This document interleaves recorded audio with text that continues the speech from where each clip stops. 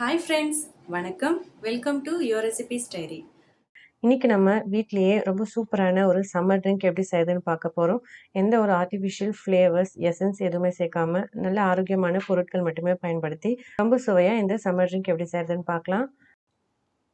முதல்ல இந்த ரெசிபி செய்யறதுக்கு நம்ம நைலான் ஜவ்வரிசி பயன்படுத்தணும். நான் 1/2 கப் நைலான் ஜவ்வரிசி ஓவர் நைட் ஊற வச்சிருக்கேன்.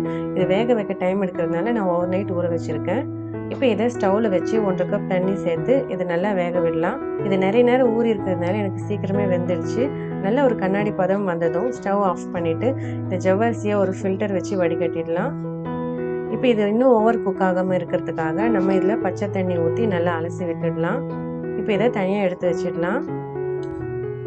அடுத்தது ஒரு சின்ன பவுலில் 2 டீஸ்பூன் சப்ஜா விதைகள் சேர்த்துக்கலாம். இதில் 1/2 கப் தண்ணி சேர்த்து நல்லா கலந்து விட்டுடுங்க. இந்த சப்ஜா விதைகள் ரொம்ப சீக்கிரமே ஊறிடும். பாருங்கள், நான் கலந்து விட்டுட்டு இருக்கும்போதே நல்லா ஊறி வந்துடுச்சு. இதை அப்படியே தனியாக எடுத்து வச்சிடலாம். அடுத்ததாக ஒரு பாத்திரத்தில் 5 கிராம் அளவு கடல் பாசி எடுத்துக்கலாம். இந்த கடல் பாசி கடற்கரை ஓரங்களில் விளையக்கூடிய செடியிலேருந்து எடுக்கக்கூடிய ஒரு இயற்கையான பொருள் தான்.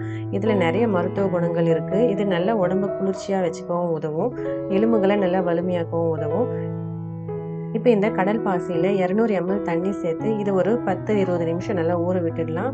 ஊற வச்சதுக்கப்புறமா நம்ம இதை ஸ்டவ்வில் வச்சு வேக விடலாம். நீங்கள் அப்படியே கூட வேக விடலாம். கொஞ்ச நேரம் ஊற வச்சுட்டு வேக விட்டால் சீக்கிரம் இது நல்லா தண்ணியில் கரைஞ்சிடும். ஸ்டவ்வில் மீடியம் ஃப்ளேம்லேயே இந்த கடல் பாசி தண்ணியில் நல்லா கரையிற வரைக்கும் இதை நல்லா கொதிக்க விடலாம். இப்போ இந்த கடல் பாசி தண்ணியிலே நல்லா கரைஞ்சிடுச்சு. இப்போ இதில் சுவைக்காக 1 டேபிள் ஸ்பூன் சர்க்கரை நான் சேர்த்துக்கிறேன். சர்க்கரை நல்லா தண்ணியிலே கரைஞ்சதுக்கு அப்புறமா இதில் 1/2 table spoon red food colour சேர்த்துக்கலாம். நான் ஹோம்மேட் ரெட் ஃபுட் கலர் சேர்த்துருக்கேன். ஃபுட் கலர் சேர்த்துக்கிட்டா பார்க்க நல்லா அட்ராக்டிவாக இருக்கும். உங்களுக்கு வேணான்னு நீங்கள் ஸ்கிப் பண்ணிடலாம். பெரும்பாலும் குழந்தைங்க இந்த ஜெல்லி புட்டிங் இதெல்லாம் ரொம்ப விரும்பி சாப்பிடுவாங்க. பார்க்க கலர்ஃபுல்லாக இருக்கும். அதனுடைய டெக்ஸ்சரும் ரொம்ப சாஃப்டாக இருக்கும்.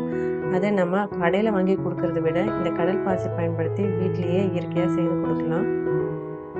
இப்போ இதை நல்லா கலந்து விட்டுட்டு ஒரு 10 செகண்ட் நல்லா கொதிச்சதுக்கப்புறம் ஸ்டவ் ஆஃப் பண்ணிடலாம். இப்போ நாம் இதை உடனே ஒரு பிளேட்டுக்கு மாற்றிடலாம். இதை உடனே மாற்றிடுங்க, இல்லாட்டி இந்த ஜெல்லி சீக்கிரம் செட் ஆகிடும். இதை அப்படியே நல்லா ஆற விட்டுடலாம். இப்போ ஒரு மிக்சிங் பவுலில் 2 கப் பால் சேர்த்துக்கலாம். அதாவது 1/2 லிட்டர் பால், நல்லா காய்ச்சின திக்கான பால் சேர்த்துக்கலாம்.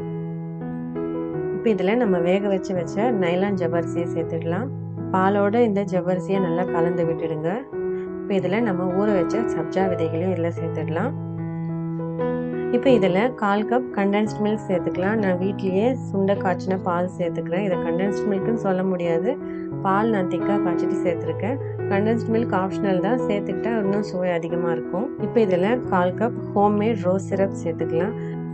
ஃப்ரெஷ்ஷான ரோஜா இதழ்கள் பயன்படுத்தி இந்த ரோஸ் சிரப் எப்படி செய்கிறதுன்ற வீடியோ நான் ஏற்கனவே அப்லோட் பண்ணியிருக்கேன். அந்த ரெசிபியோட லிங்க் நான் டிஸ்கிரிப்ஷனில் கொடுக்குறேன், நீங்கள் வேணும்னா செக் பண்ணி பாருங்கள். இப்போ நான் இதில் கலருக்காக ஒரு 1/4 teaspoon homemade red food colour சேர்த்துக்கிறேன். இப்போ நம்ம ஏற்கனவே ஊற்றி வச்ச ஜெல்லி நல்லா செட் ஆகிடுச்சு. இதை ஒரு நைஃப் வச்சு உங்களுக்கு வேணுன்ற ஷேப்பில் நல்ல சின்ன சின்ன பீசஸாக கட் பண்ணிடலாம். இதை அகர் அகர்னு சொல்லுவாங்க. எல்லா டிபார்ட்மெண்டல் ஸ்டோர்ஸ்லையுமே இந்த அகர் அகர் கிடைக்கும். இப்போ நம்ம இந்த ஜெல்லியும் இதில் சேர்த்து நல்லா கலந்து விட்டுக்கலாம். இப்போ இதை ஃப்ரிட்ஜில் ஒரு 2 மணி நேரம் வச்சு எடுத்துகிட்டு வந்துடலாம். ஃப்ரிட்ஜில் வச்சு எடுத்ததுக்கப்புறம் பாருங்கள், ஜவ்வரிசியோட சைஸும் பெருசாக இருக்குது. நல்ல ஒரு பிங்கிஷ் கலருக்கு மாறி இருக்குது.